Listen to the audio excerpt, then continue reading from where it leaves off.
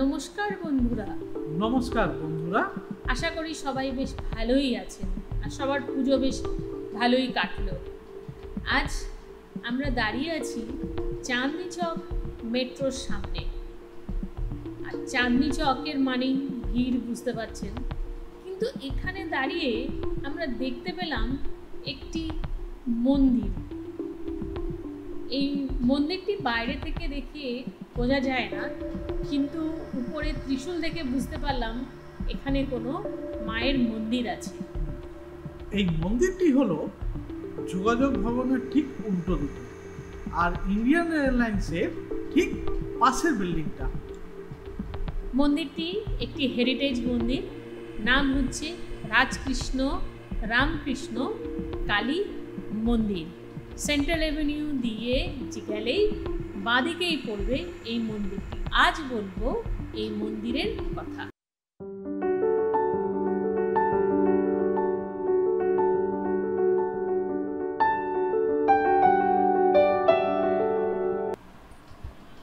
মন্দিরটি রয়েছে চাঁদনি চকে।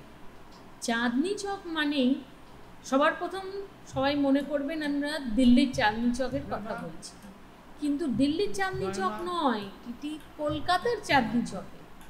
আর কলকাতার চাঁদনি চক মানেই সবার প্রথমেই মনে পড়বে ইলেকট্রনিক গুডসের মার্কেট। ইলেকট্রনিক গুডস কিনতে হলে, লেটেস্ট কোনো জিনিসের কথা ভাবতে হলে আসতেই হবে চাঁদনি মার্কেটে। এখন এখানে একটি মলও আছে, তার সঙ্গে আশেপাশে ভালো ইটারি রয়েছে।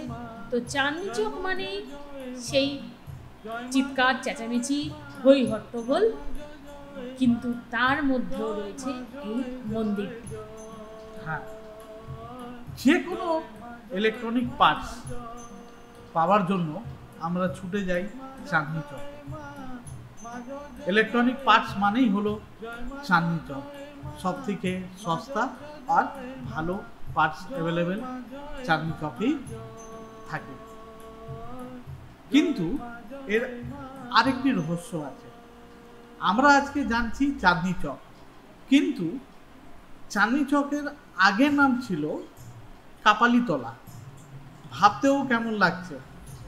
এই কাপালিতলাতে আগে প্রচুর কাপালিক, তান্ত্রিক, যারা সিদ্ধি লাভ করেছে, যারা ব্ল্যাক ম্যাজিক জানে, তারা সব বসবাস করতেন এই এরিয়াতে।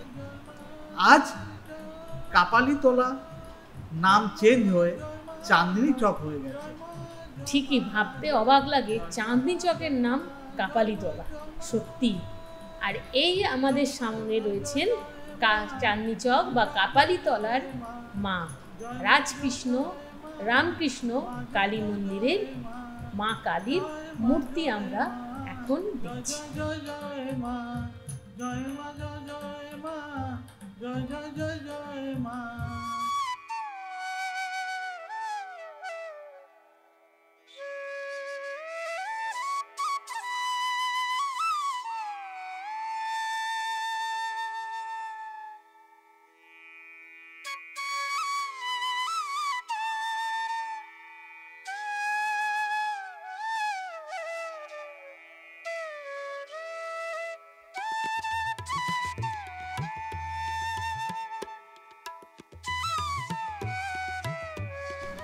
বাংলার 1361 খ্রিস্টাব্দের দাস পরিবার, কাপালিতলার বিখ্যাত দাস পরিবার এই মন্দিরটি নির্মাণ করে।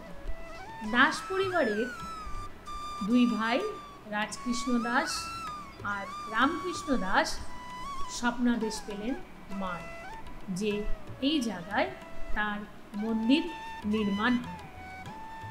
তখন এই পুরো জায়গাটাই ছিল দাস পরিবারের।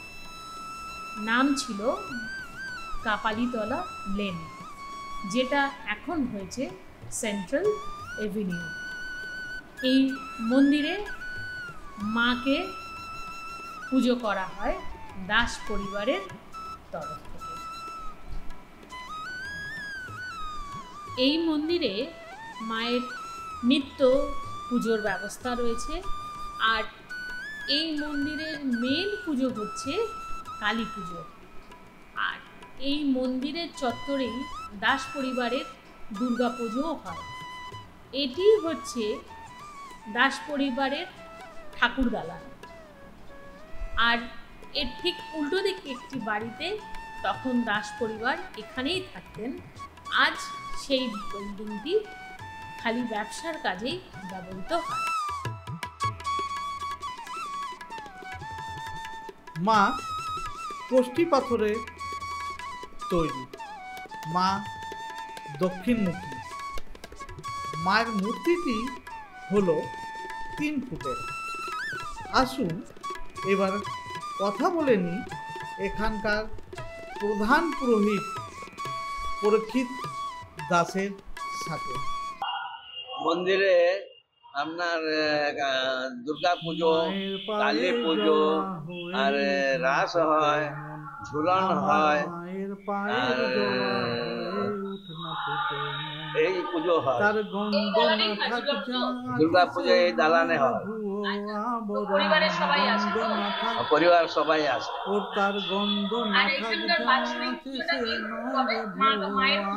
কালী পুজো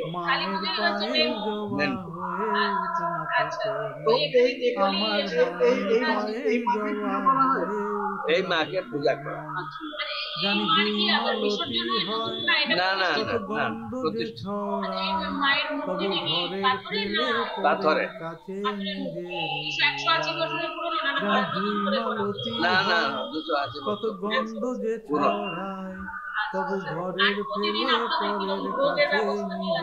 এখানে রান্না ভোগ হয় না, ফল মিষ্টি, তারপরে আমান্য ভোগ, চাল কলা আর মিষ্টি মাখন এই দিয়ে রোজ পুজো হয়, রান্না ভোগ হয়।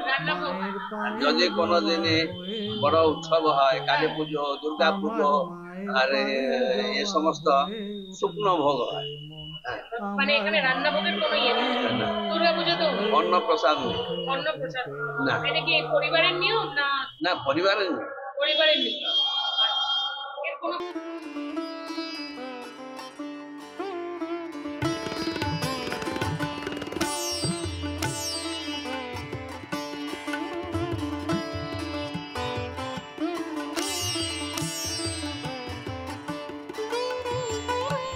মন্দিরগুলো বাইরে থেকে যখন আমরা দেখি তখন মনে হবে এটি একটি এক দালান রীতির মন্দির।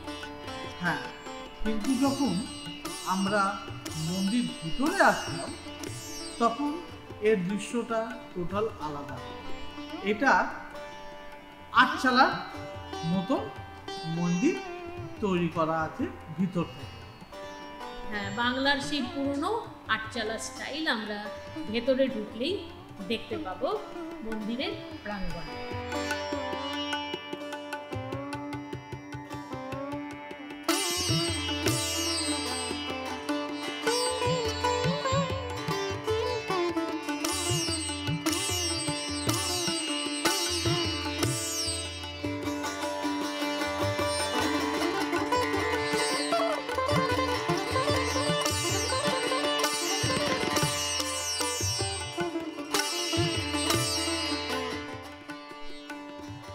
দাস পরিবারের কুলদেবতা হলেন রাধা মাধব।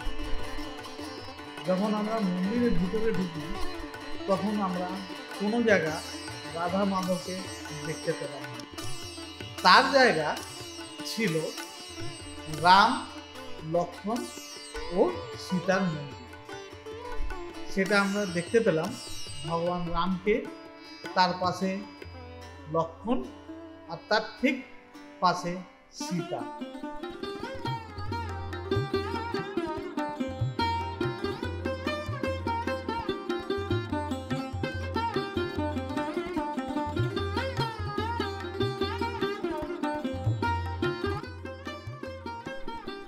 মা কালীর সাথে এখানে যে শিবের মূর্তি রয়েছে সেই শিবের নাম তিলকেশ্বর শিব মূর্তি এখানে।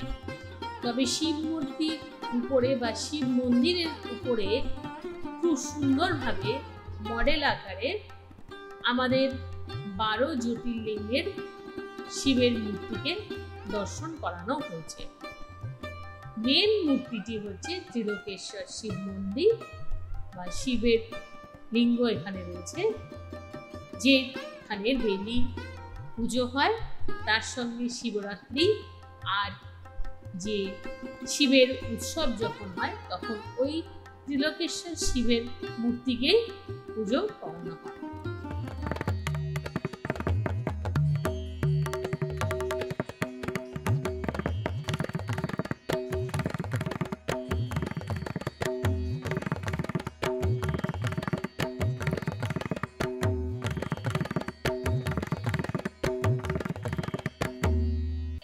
ओम नमः शिवाय, ओम नमः शिवाय, हर हर बोले नमः शिवाय।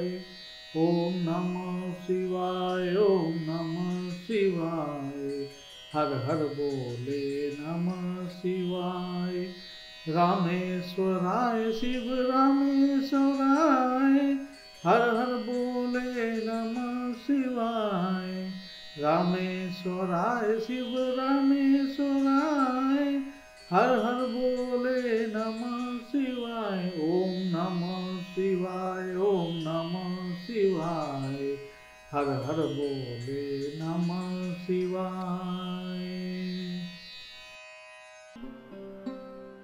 এই পরিবারের বিশ্বাস যে তারা জাতি ব্রাহ্মণ নয়, এই জন্যই তাদের মন্দিরে কোনো রকম রান্না ভোগ হয় না। আর দাস পরিবাররা তারা বৈষ্ণব, তাই মন্দিরে কোনো রকম বলির প্রথা নেই। এই মন্দিরে এখন শ্রীরামকৃষ্ণের মূর্তিও প্রতিষ্ঠা করা হয়েছে, সেখানেও নিত্য পুজোর ব্যবস্থা রয়েছে।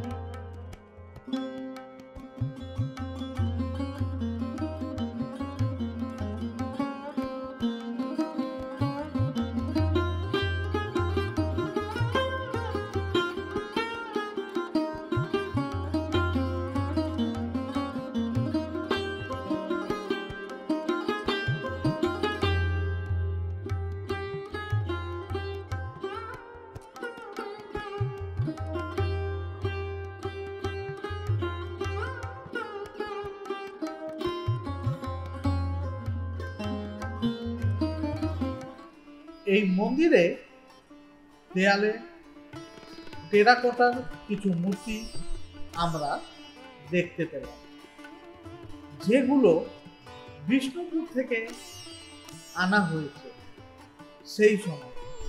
আর এই মন্দিরটিতে লাগানো হয়েছে এই টেরাকোটার মূর্তিগুলো। আমরা জানতাম চাঁদনি চক ইলেকট্রনিক গুডস পাওয়া যায়, আর চাঁদনি চকের পুরনো নামটি ছিল কাপালিটোলা। যেভাবে কাপালিটোলা নাম হয়েছে সেইভাবে এই মন্দিরটাও ভিতরে এসে আমরা বিষ্ণুপুরে টেরাকোটার পোড়ামাটির কাজ দেখতে পেলাম।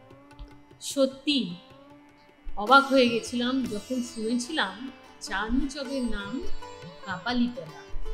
তেমনি আরেকবার অবাক হলাম কলকাতা শহরের মধ্যেই মন্দিরের দেয়ালে করা আছে ভারত বিখ্যাত টেরাকোটার কাজ। আমরা এই পরিবারের কাছ থেকে জানতে পারলাম যে প্রত্যেকটি টেরাকোটার মূর্তি নাকি কৃষ্ণপুর থেকে বানিয়ে এনে এই মন্দিরের দেয়ালে লাগানো হয়েছে। আরেকটি জিনিস, এই মন্দিরের দেয়াল আমাদের ন্যাশনাল ইন্টিগ্রিটি বা যাকে বলে সর্বধর্ম সমন্বয় শেখায়। এই মন্দিরের টেরাকোটার কাজের মধ্যেই রয়েছে শ্রীরামকৃষ্ণের মূর্তি, এখানে রয়েছে দশম অবতারের মূর্তি। এই কাজগুলোর মধ্যে পেয়ে গেলাম রামায়ণ মহাভারতের ওর করা কিছু টেরাকোটার কাজ। আর যেটা আমাদের সবচেয়ে বেশি অবাক লেগেছে সেটি হচ্ছে এখানে অনেক জায়গায় রয়েছে টেরাকোটার জিসাস ক্রাইস্টের মূর্তি। ভাবতেও অবাক লাগে, আজ থেকে প্রায় 180 বছর আগেও মানুষ তখন সর্বধর্ম সমন্বয়ের কথা বলতো, মন্দিরের দেয়ালে লাগিয়ে দিয়েছিল এইসব মূর্তিগুলো।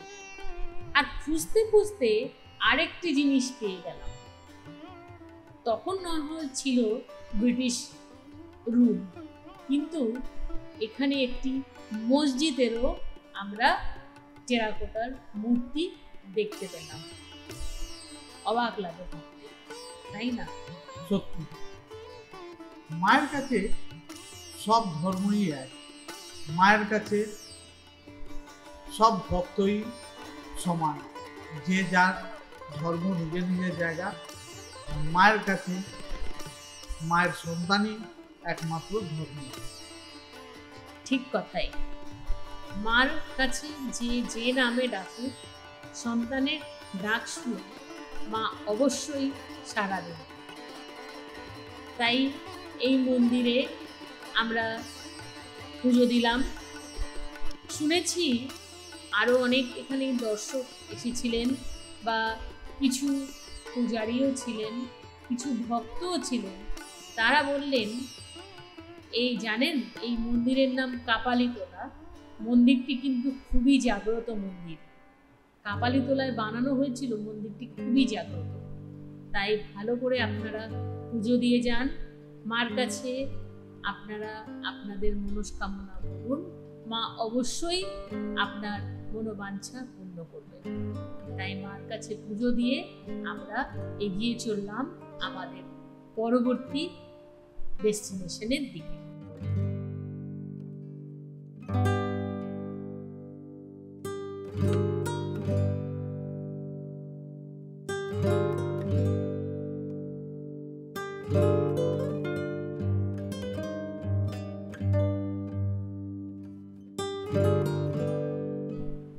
কলকাতার এই পুরনো হেরিটেজ মন্দির নিয়ে আমাদের এই এপিসোডটি আপনাদের কেমন লাগলো কমেন্ট বক্সে অবশ্যই জানাবেন। আর কাপালিতলার মাকে নিয়ে এই ভিডিওটি ভালো লাগলে অবশ্যই একটি লাইক দিতে ভুলবেন না। আমরা হেরিটেজ মন্দির আপনাদের জন্য নিয়ে আসি। লাইক দিলে এই মন্দিরগুলো কিছু মানুষের কাছে পৌঁছবে, তারা জানতে পারবে আমাদের কলকাতার ঐতিহ্য সম্বন্ধে। আর যারা চ্যানেলটি সাবস্ক্রাইব করেননি তারা চ্যানেলটিকে তাড়াতাড়ি সাবস্ক্রাইব করে নিন, আর সাথে বেল আইকনটি অবশ্যই প্রেস করে দেবেন।